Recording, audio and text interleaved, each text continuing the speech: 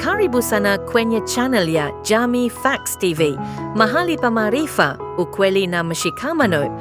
Katika kipindi hiki cha Krismasi, tuungane kusherehekea pamoja, tukijifunza, tukishirikiana na kueneza upendo kwa kila mmoja.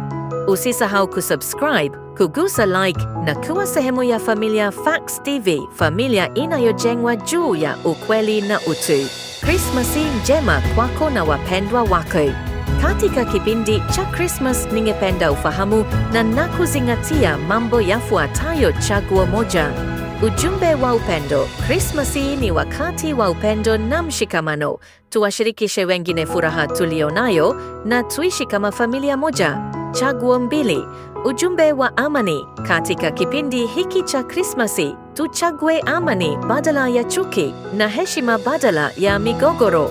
Chaguo tatu. Ujumbe wa kijamii. Krismasi si kula na kusherehekea tu, bali ni kushiriki, kusaidia wahitaji na kueneza matumaini. Chaguo nne. Ujumbe kwa vijana. Krismasi itukumbushe thamani ya utu na uwajibikaji. Vijana tuwe nuru ya jamii zetu. Chaguo tano.